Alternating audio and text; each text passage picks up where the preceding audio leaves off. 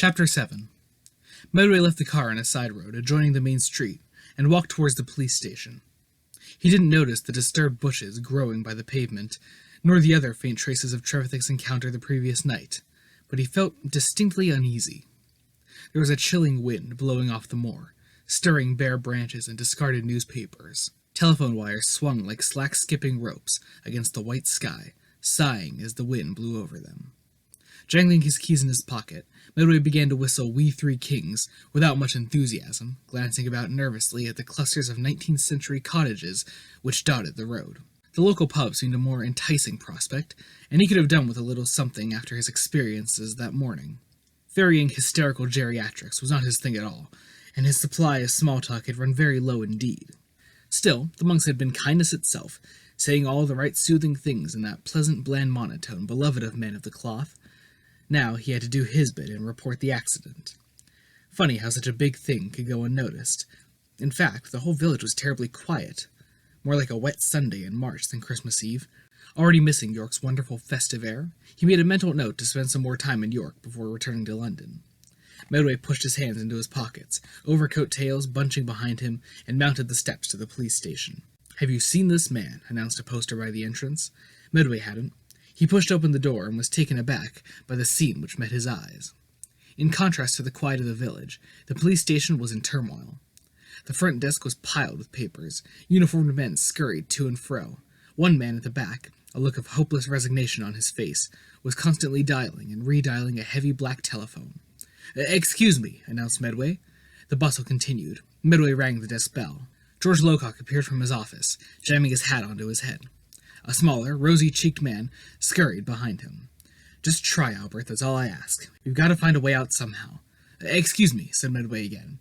Locock looked at him briefly, and then made for the door. "Yes, sir," sighed Albert wearily. "I've come to report an accident. A coach, on the road out of the village." Locock turned in the doorway. "Coach?" "Yes, a party of old folks, and, Miss Mason?" Locock approached him. "Any hurt?" "The driver. Dead, I'm afraid." Albert licked a pencil and then pulled out a notepad. "And you are?" Medway puffed out his cheeks. "My name's Tim Medway. I'm a BBC reporter. I'm here to interview Mr. Edmund Trevithick." Locock raised an eyebrow. "Are you now? Well, laddie, you stick with me and I'll take you to him. Mind you, after what we've been through, I doubt he'll be in any state." Medway frowned. "What do you mean?" "Never mind now. This coach?" Medway leaned against the desk and shrugged. "They were heading for York. Miss Mason said they were overcome by some sort of sickness and the driver lost control." "Sickness," said Locock thoughtfully. "Think it's the same thing, George?" said Albert, pushing the pencil behind his ear. Locock pouted his lower lip. Could be. He looked Albert in the eye. "Do you remember that pollution scare a few years back?" "Oh, aye," said Albert brightly. Medway was getting interested, his journalistic nose sensing a story. "Pollution?" "Oh, not much," said Locock dismissively. "There was a fire at a chemical plant a few miles off. I was just wondering whether it could be something like that. That doesn't explain Mrs. Yedden, George. And what about Jack Prudo and Dr. Shearsmith?" You're right. It is fatal to theorize without facts, eh, Watson?" Locock turned to Medway. "Come along, then. I'll introduce you to Professor Nightshade." He took Medway by the arm and led him outside. Albert leaned over the desk towards one of the young constables. "Peter, get over to the York Road, will you? Report of an accident." The doctor rubbed his fingers across weary eyes. The print on the books before him was beginning to swim, and centuries of reading in diverse libraries across the galaxies told him it was time to call a halt. He slammed shut the massive tome before him. "I think we found out as much as we can from here," he said, glancing over at Ace. He looked at her watch. Just after midday, and still a while before Robin would arrive. She smiled at her companion. "Look, Doctor, I'm sorry for having been much help so far. What with everything we talked about before." The doctor cast his eyes downwards. Ace continued. "I had a pretty rough day yesterday, finding that stiff." "I know," said the doctor. "I'm sorry. I just want you to know that, even if I'm not with you, I am in spirit." The doctor gazed at her sadly. "I understand. Thank you." How many times had he been here before? With Victoria on the gas platform, Joe in Llanfairphac, Tegan in London. She'd grown up before his eyes, this funny misfit, changing from a little bundle of venom with more chips than a Monte Carlo casino into a confident, maturing adult. It had been a struggle, though. He had hated the lies and the half-truths he'd felt compelled to create in order to protect her from the future. After Fenric, and more recently their adventures battling the Time Worm, He'd hoped to have put all that behind him. But now, there were other considerations. Ace jumped as the walkie-talkie in the doctor's pocket squawked into life. He produced it with some relief. "Doctor?" It was Cooper's voice, distorted by static. "Yes, Dr. Cooper? Over." "Bloody hell, it works. We're monitoring a slow build-up. I'd like you here. Over." "On my way. Over and out." He stuffed the black box into his coat and picked up a pile of selected books, which he tied together with string. "Coming?" Ace shuffled uncomfortably. "I thought I might hang around here for a bit, if that's okay with you?" The doctor nodded a little stiffly. "Whatever," he said, and left the room. Ace sat down in the abbot's chair and chewed her lip. There was a funny sensation churning in her stomach, a kind of nervous anticipation mingled with sadness, like the first and last days of school combined. The doctor left the abbot's study and traversed the narrow corridor which led to the open cloisters. He paused a moment, gazing at the hard white sky, which was once more threatening snow. Then he turned the corner towards the great hall. He found the room buzzing with noise and confusion. A dozen or so monks were helping the coach party into hastily improvised beds, nursing sprains and applying poultices. Joe Mason stood to one side, banging the last dregs from an ancient tea urn. Mrs. Holland was still moaning softly to herself in the corner. "It's these Blackie postmen," announced Mr. Peel to no one in particular. The doctor approached Jill. "Hello again. What happened here?" Jill sighed, pushing the annoying curl of her hair from her eyes. "We had an accident out on the moor. All very peculiar." The doctor mumbled something sympathetic, and then reeled as a small shambling figure almost knocked him off his feet. Billy Coote glanced at him for a moment, biscuit-brown teeth protruding aggressively, then shuffled towards the twisting stone steps which led to the tower. Jill explained what had happened, proffering a mug of strong tea which the doctor declined. "Did you all feel this?" "Yes, but Mr. Medway, the one who helped us, must have been driving in the same conditions as us, and he didn't feel a thing. I thought it might be something in the air. Gas? Something like that. But what Mr. Medway says rather rules that out." "I'm not so sure," said the doctor darkly. "He was coming into the village?" "What do you mean by that?" "Where's Abbot Winstanley?" Jill looked around at the chaos in the room. "He was here. Can't see him now." The doctor turned towards the door. "Never mind, just tell him I've gone back to the telescope, would you?" He gave her a little smile and left the room through the big double doors. Jill carried 2 mugs of steaming tea over to Mrs. Holland. She sat down and sipped one herself, letting the old woman cradle her like a security blanket. "All right now, Esme?" Mrs. Holland looked at her blankly, her toothless mouth clamping in agitation. "Wilfred," she called weakly. "Oh, it's you. I was just recalling—" She looked down and frowned. "It's all changed now, you see. All changed. I used to have such lovely long hair. My mother used to sit and brush it by the fire. Like spun gold, she always said." Mrs. Holland put the mug onto the arm of the chair and held out her hands before her. The skin was tight and wrinkled, like a chicken's, large liver spots speckling every finger. She turned to look at Jill, her eyes full of regret, and what could only be bitterness. Robin enjoyed the walk into the village, despite the cold. This wasn't his favorite time of year by any means.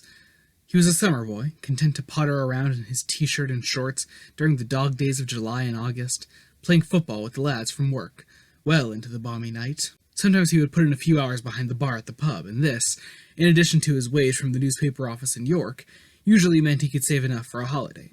By the summer of 1969, he hoped to have enough to get to Italy, or maybe Brazil, for the World Cup the year after. But now, things had taken an unexpected turn. This girl, Ace, whom he'd only known for a day or so, had totally floored him, and wonderfully, she seemed to feel the same way too.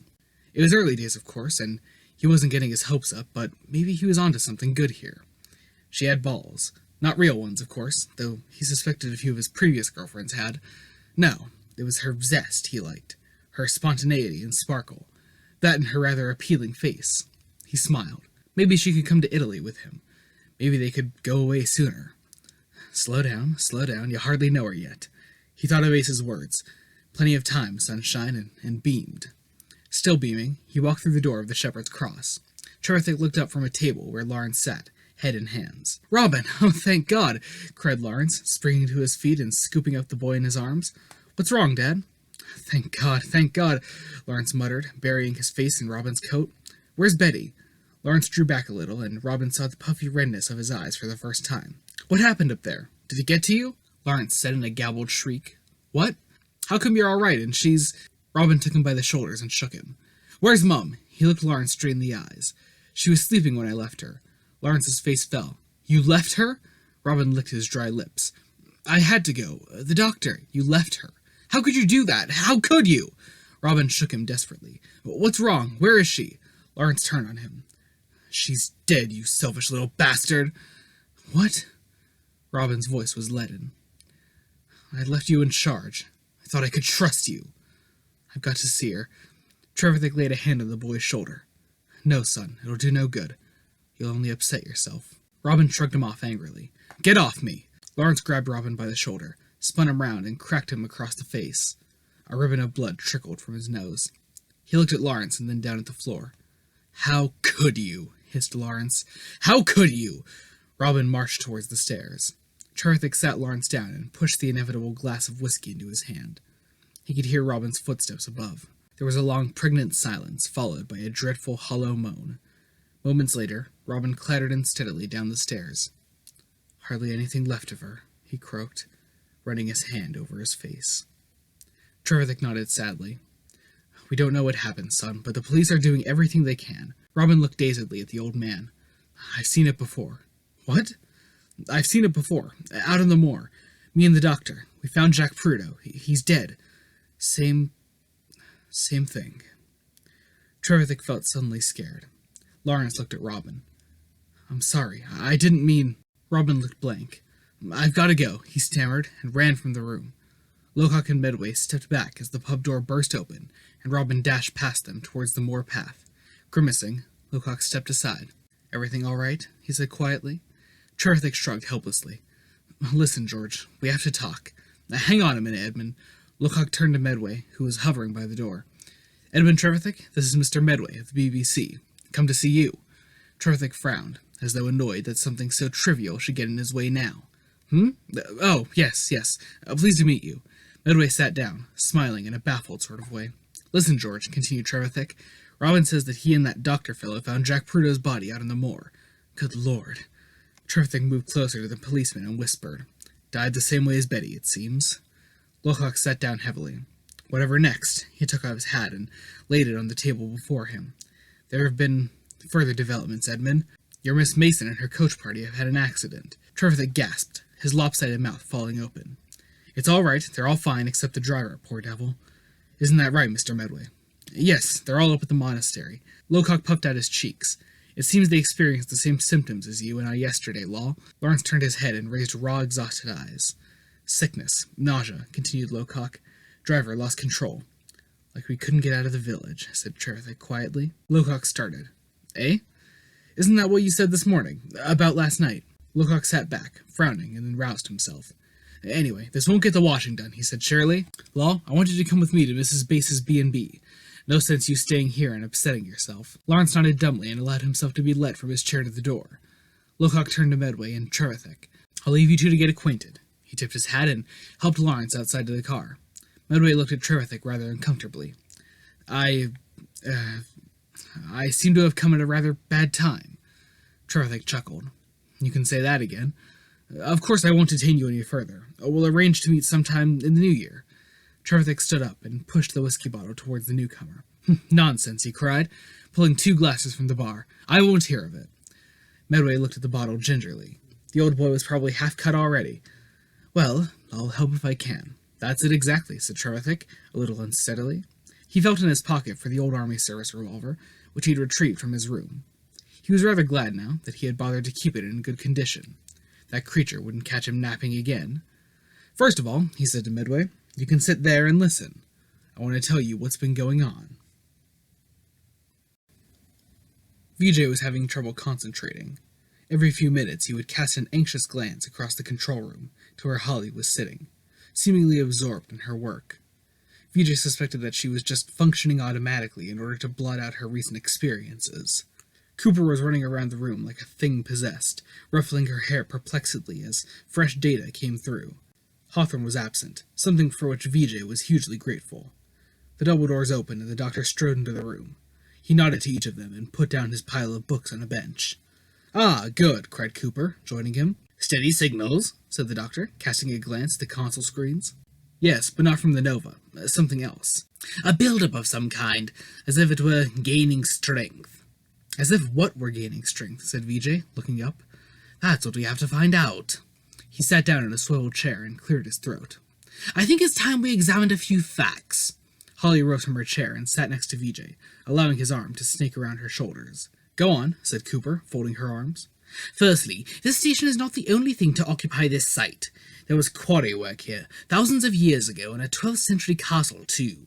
The castle was unoccupied for most of its life, because it was reputed to be haunted. Oh, come on, Doctor. We have enough problems in the material world, began Cooper. The doctor held up his hands. Bear with me, bear with me. During the English Civil Wars, the castle was occupied by a small troop of cavaliers who saw something that terrified them. Afterwards, the castle was destroyed by fire. In 1919, an archaeological expedition was launched, ostensibly to dig up the ancient quarry, but it was abandoned after several prominent members disappeared. Cooper harumphed. I still don't see what you're getting at. I would have dismissed this stuff as superstition just as readily as you, were it not for some striking parallels. 2 people have died, that much we know. A third, Dr. Shearsmith, is missing. Mrs. Yedden, at the Shepherd's Cross, has been confined to bed after claiming to see her brother's ghost. Miss Kidd's experience we all know about. Cooper turned to Holly kindly. Holly's been working very hard. I know what I saw. So do I, said VJ. Cooper bit her lip and changed tack. You said parallels? The doctor pulled at the string, tying together his books. I didn't notice it at first. Ace found it. He scanned the closing pages of the book, which Ace had given him, and gave a little cry of satisfaction. Further investigations into the disappearances, he read aloud, was hampered by a breakdown in the telephone systems and a mysterious outbreak of sickness which afflicted any who strayed onto the moor. Although later attributed to a form of water poisoning, no concrete information has ever become available. He clapped the book shut and gazed at his little audience. I need hardly remind you of our communication difficulties. And, this morning, a coach party from the old people's home was unable to leave the village after the driver crashed the vehicle. They all complained of a terrible sickness. There was a slow hand clap from the far wall. They all turned to see Hawthorne, a sour smile on his face. Very good, Doctor. Keep this up and you'll have them believing in Santa Claus. All right, Tom, said Cooper quietly. Well, what is he trying to suggest? That we're being plagued by demons? Look, Tom, we've all been under a lot of stress. Hawthorne stalked across the room, eyes blazing. No, I'm sorry, Dr. Cooper, but I think I've been quiet too long. We let this person and his freakish friend waltz in here without so much as a by your leave. Within 5 minutes, he's telling us what to do. Story of my life, said the doctor. And now, roared Hawthorne, now you're sitting here, listening to him tell ghost stories. Dr. Hawthorne, put in VJ. And as for you, Hawthorne stepped back disgustedly, I'm going to make sure you're off this project by the new year. I don't intend to have my work jeopardized by an hysterical girl and a stupid bloody nigger. VJ shot to his feet and caught Hawthorne by the lapels of his lab coat. For several seconds, they glared at each other. Then VJ let go, a protracted, angry hiss escaping his nostrils. I believe I'm packy to you, Dr. Hawthorne. You might at least get your terminology right. Hawthorne glared at them all in contempt, turned on his heel, and disappeared into the interior. Tom, called Cooper. Tom, for God's sake! She threw up her hands helplessly. I'm so sorry, VJ. VJ shrugged. Holly forgot her own troubles for a moment and kissed him fondly. The doctor looked down, a little embarrassed. Well, whatever Dr. Hawthorne's opinion, I urge you to take this seriously. I can't explain what's happening, but we must all be on our guard. Hang on, said Cooper suddenly, her eyes darting to the consoles. It's starting again. The afternoon was wearing on, and there was still no sign of Robin. Ace had wandered around the monastery, trying to interest herself in the tapestries and carvings.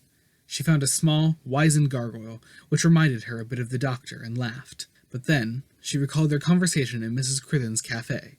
Retirement. He really seemed serious, and where did that leave her? She needed to convince him that he really had been doing good all these years, that the universe needed him. Ace sat down at the sill of a glassless window, which looked out onto the cloisters. She had thought that their terrifying experiences inside the doctor's own mind during the final battle with the time worm had exercised the doctor's angst. Obviously, she had been too optimistic. Although, she thought carefully, it didn't seem to be guilt over any past actions which was haunting the doctor. His malice seemed to run very deep, seemed to be a profound dissatisfaction and loneliness, a yearning to belong. Ace thought of her Auntie Rose, always bemoaning the youth of today and saying how much nicer everything used to be. That was what was wrong with the doctor. He He was trapped in the past, remembering happier times which probably weren't that much different to today. She looked about at the crumbling stones. How many lives had this place seen come and go? How many people who thought themselves so important? Ace smiled to herself. And how many young women had sat here thinking exactly the same thing? It was like the 60s, she thought. Everyone was always going on about how brilliant they were. Admittedly, she wasn't exactly in the best place to observe things. Crook Marsham wasn't Caribbean Street, but things probably weren't so different to her own time. People were a bit happier. There was more sex all of a sudden. Things were colorful and fun after the drabness and austerity of wartime. But it was more than likely that the decade was fondly remembered, because everyone was so much more optimistic about the future. A summer of love that would go on forever. If they'd known what was coming, just how much fun would the 60s have been? Ace had risen from her seat and looked up at the already darkening sky. She turned and caught sight of the cheerful glow coming from the windows of the great hall. Strolling up to the big wooden door, she heaved it open and stepped inside. The room was a forest of candles. They protruded from every available surface, long, stout church specimens in waxy puddles, spreading a cheerful and cozy yellow light around the place. A blazing fire crackled in the hearth. Jo Mason was walking between the chairs like a mini-skirted Florence Nightingale. Most of her charges had dropped off to sleep, although the Rayner sisters and Mr. Peel were mumbling quietly to themselves. 3 or 4 of the monks had lingered, too, leaning against the walls or staring into the fire. Ace felt a little thrill of pleasure run through her. It would be good to be here with Robin, somewhere so festive and cozy. She walked towards Jill, her shoes making a satisfying clop on the stone-flagged floor. "Everything okay?" Jill turned around. Yes. Do I?" "Ace," she extended a hand. "I'm a friend of the doctor's." Jill smiled. Of course. Mrs. Holland jerked into wakefulness, blinking about herself in confusion. Jill laid a soothing hand on her brow. "It's all right, Esme." The old woman grasped Jill's hand and touched it to her wrinkled cheek. "It's Jill, Esme." "Jill? Oh," Mrs. Holland frowned. "Oh, yes, of course. I was just thinking... Wilfred, he's gone now, you know." Jill stroked Mrs. Holland's hair affectionately. "I know. 1915. I can remember the day. He was first in the queue at the recruiting office, you know." "Oh, yes. He used to parade up and down in front of that mirror with his big boots on and his buttons shining. 'I'll be back for Christmas,' he said, but he wasn't. I knew there was something wrong, but you were supposed to get a telegram. There was a bit of a mix-up. All I got was a brown paper parcel, his uniform, his boots, and his little pocketbook." She turned tear-misted eyes to Jill. "There was a bayonet hole through it. The pages were all stuck together, all stiff with blood. I remember. I just stood on the step and cried." Mr. Messingham shifted in his chair and cleared his throat. Then he began to sing in a high, tuneless voice. "Pack up your troubles in your old kit bag. And smile, smile," joined in Mr. Dutton. "Smile," finished Mrs. Holland, "while you've a lucifer to light your fag.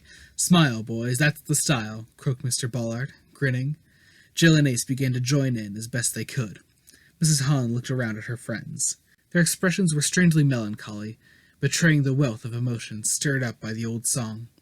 Mr. Peel rubbed a hand across his eye. He seemed to be crying. "What's the use of worrying? It never was worthwhile. So..." Ace began to gravitate away from the group, feeling a little uncomfortable. She'd always hated sing-songs. Right from school assemblies to New Year reveling, they smacked at people trying too hard to enjoy themselves. "Pack up your troubles in your old kit bag and smile, smile, smile." Ace stepped through the door of the great hall, and found herself once again in the chilly cloisters. Evening had drawn about the monastery now. Where was Robin? Mr. Dutton raised his hand, a wicked smile cracking his face, as he launched into a discordant rendition of "We're Gonna Hang Out the Washing on the Siegfried Line." Jill looked on benevolently. This was just the thing to get their spirits up. Later, she would reflect on the irony of that phrase. She looked across at Mrs. Holland, and her smile froze. The old woman was sitting bolt upright, transfixed by something she had spotted in the corner. "Esme?" called Jill. Mrs. Holland peered into the candlelit gloom, her mouth champing in agitation. Jill looked again. There was a man standing in the shadows by the fireplace. Even in the poor light, she could make out his khaki uniform and boots. He began to move swiftly across the room. "Wilfred!" Mrs. Holland yelled, her voice trembling. A little girl ran across the room and sat on Mr. Peel's knee. She was wearing a long Edwardian dress, and carried an old spinning top. "Come on, Reuben," she trilled. "Come and play." Mr. Peel gawped at her and thrust her from his knee, a look of horrified revulsion on his face. "No. No, not you!" Joe looked about desperately. From every corner, dark figures were emerging, like bas-reliefs coming to life. Light trailed from their eyes and hands. "Stella?" said Mr. Peel in a disbelieving whisper, as a little girl looked into his eyes. Joe knew about Stella, a little girl of 8 or 9, Mr. Peel's sister. She died after eating poisonous berries sometime during the First World War. Died. The uniformed man blazed through the room towards Mrs. Holland. Someone started screaming hysterically. "Esme," said Wilfred, his voice rustling like tissue paper. "My darling." The old woman's jaw fell open. The figure stopped by her chair and opened its arms to embrace her. Joe looked crazily about her. The old people were stumbling about in blind panic as shapes split off from the shadows and moved towards them. There was a thin woman in a black dress bearing down on Mr. Messingham, and a tiny baby crawling towards Mr. Ballard. The old man's hoarse scream filled the air. Mrs. Holland rose from her chair, her bent back straightening determinedly, as she stepped into her husband's arms. He smiled, and her face suffused with joy. Fountains of radiant light shot between their hands, cocooning them in a web of energy. Then Mrs. Holland cried out, her voice choking as ectoplasmic fluid erupted from her throat. Before her, Wilfred's face began to fall away, flesh dripping from the awful darkness beneath. His bony arms seared into her sides, and she vanished into a ball of light. The monks who had remained were running for the doors. Mr. Peel's sister was creeping remorselessly towards him, smiling a chilling smile. The room began to blaze with white light. Joe panicked suddenly, her whole body trembling. She ran to the door and threw herself out into the cloisters, slamming the door behind her. Ace, who was standing some way off, was by her side in a moment. "What is it?" Joe gestured towards the door. Ace peered through the dusty window and gasped. All she could see were people bathed in light, roaring like columns of fire. She turned around, brimming with questions. Joe was gone. Ace turned back to the window, her eyes widening in shock. Then she saw something which froze her blood. The main doors had opened, and Robin had stepped into the room. He was knocked off his feet in an instant, as a wave of light tore through the place, crashing shut the doors, which buckled and expanded. Ace ran inside. "Robin!" The boy was standing stock still, staring at the terrible beauty of the apparitions before him. Ace dived for his legs and brought him down. He seemed to snap out of his trance, and hugged her to him. Come on!" Ace cried, dragging him to his feet. She looked around the room. Ethereal energy lapped at the walls, rising towards the ceiling like liquid fire. Robin spotted the stairway to the tower, and pointed. "There!" They ducked and weaved through the columns of light, like running through a forest fire, thought Ace, grabbing Robin's hand as he stumbled. She pushed him into the well of the staircase, and his knees connected with the steps. He howled in pain, but didn't stop, dragging himself upwards. Ace cast an anxious look behind. The room was humming with light, spindly fronds crackling their way towards them. Ace pushed at Robin's backside, and he clambered up the steps, using his hands for purchase on the cold stone. They seemed to go around and around, endlessly. After several exhausting minutes, they emerged onto a narrow landing which led to a long corridor. From behind one of the corridors came the sound of prayer. "Shh!" hissed Ace. They listened intently. The voice was cracked, defeated, mumbling the prayers in a hopeless dirge. "It's the abbot," said Ace. Robin looked back the way they had come. The dark walls were already brightening. "It's coming after us!" he cried. Ace grabbed his collar, and they clattered up the next flight of steps. "I know we shouldn't keep going up," she gasped, her lungs bursting. "In movies, if people go up buildings, they know they're going to fall off sooner or later." "No choice," called Robin over his shoulder, feeling dizzy as he ran round and round the never-ending spiral. Behind them, the tide of light reached the landing, throbbing with power. It paused as though listening, fronds of buzzing energy, retracting a little. The abbot stopped praying. Medway wondered whether he had a lunatic in the car. He'd listened with patience to Trevithick's story, and accepted the reality of the missing persons and the landlady's death. Now, the old man had insisted they drive to the radio telescope to find someone called the Doctor. "It's not that I don't believe you, sir," he said, turning the car onto the moor road once again. "It's just a little hard to take in." I know, said Trevithick, biting his fingernails. "But there's more." "More?" Medway raised his eyebrows. The old man looked out of the car window into the night. The headlights lit up dark bushes and indiscernible structures. "I told you I was attacked and that the thing which attacked me was frightened off by Mr. Yedden's car." Medway nodded slowly. Trevithick took a deep breath. "Mr. Medway, it was a monster, 7 feet tall, like a great insect." Medway opened his mouth, but Trevithick pressed on. "You came here to see me about Nightshade. Well, I can tell you for certain that the creature, that real creature, was the same thing which I used to fight on television." Medway didn't say anything. Trevithick rubbed his eyes. "Not a man in a rubber suit, not this time. A real thing, trying to kill me. That's what I saw under the lamp last night, and that's what smashed my window. They've come back to get me." "Right," said Medway. "Oh, I know you don't believe me, but it's true, I swear it. Look!" He showed Medway the tear in his jacket and waistcoat, where the creature's mandible had struck him. Medway was grateful for the distraction of arrival. The security gate was wide open, just as the doctor had left it, and the telescope dish plunged into darkness. "We're here," said Medway quietly. Hawthorne sat on his bed, hugging his knees to his chin. Bastards. Who did they think they were? Well, he'd soon sort them out. One phone call to Cambridge, and he'd have the pair of them off the project. He sighed. That was if the bloody phones ever started working again. Anyway, his superiors were bound to recognize the truth of his statements. It was all well and good paying lip service to these fashionable ideas on racial harmony, but it obviously didn't work in practice. He could show them that. V.J. Deegan had admitted to taking illegal substances, had risked the entire project. Hawthorne was disappointed in Cooper. He expected more. Didn't she realize where it would all lead? Powell was right. Rivers of blood, he'd promised. Rivers of blood. What was he doing skulking in his room? Who were they to tell him how to behave? They weren't his teachers. They weren't his mother. Hawthorne wished she were here now, so he could bury his head into the secure, perfumed folds of her dress. Perhaps she would read him a bedtime story. He stiffened. No, not that. Not now. He could hear the frantic activity in the control room, but didn't move from his bed. If they were so clever, they could manage without him. Couldn't they? Medway and Trevithick opened the control room doors onto a scene of pandemonium. Cooper, Vijay, and Holly were running about the place, trying to desperately fathom the explosion of data. The doctor stood alone in the center of everything, his eyes dark and fathomless. "It's so strong!" cried Cooper. "Doctor!" Trevithick called above the din. "We've got to use the safety cutouts," Vijay shouted. "It's too big this time." Cooper nodded. "See what you can do." Holly threw herself into a chair and began to hammer figures into a console. She frowned. "It's no good. I can't stop it." "Doctor!" Trevithick advanced across the room and shook the doctor's arm. "I have things to tell you." Medway jumped as a hideous wail began to assail his ears. "Klaxon?" said Cooper. Fence breached again. Holly looked up from her work. The doctor glanced at Trevithick. "Not now, not now." He ran to the window and peered out into the darkness.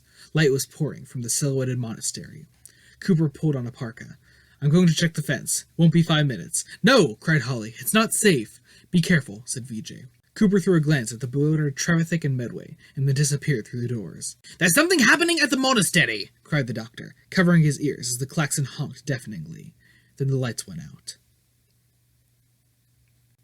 Hawthorne lay back on his bed, chuckling to himself. He could hear the klaxon wailing now. They had got themselves into a pickle. Well, crisis or no crisis, he wasn't going to offer any advice. First thing in the morning, he would take the Land Rover, drive to York, and get the first train out of this rancid county. Then he would deliver his official letter of complaint, and he turned over and pushed his hands under the pillow, then jumped up in shock. There was a pool of sticky black liquid spreading across the sheet. Surprised, he lifted his coated fingers to his face and sniffed. What was it? Pitch? Bitumen? No, it was tar. Hawthorne's spine froze. For several long minutes he was quite unable to move. The harsh, unshaded light above his head flickered, brightened, and died. He listened to the sound of his own stertorous breathing, and then swung his legs over the side of the bed. He would get up, run to the door, down the corridor, to the control room. Everything would be all right. Everything. Strangely, he wasn't at all surprised when the tacky black paw grasped his ankle. Winstanley didn't move. There had been a voice in his head. No words, just a voice. A presence, answering his prayers. He glanced around his cell quickly. A corona of light sparkled around the door.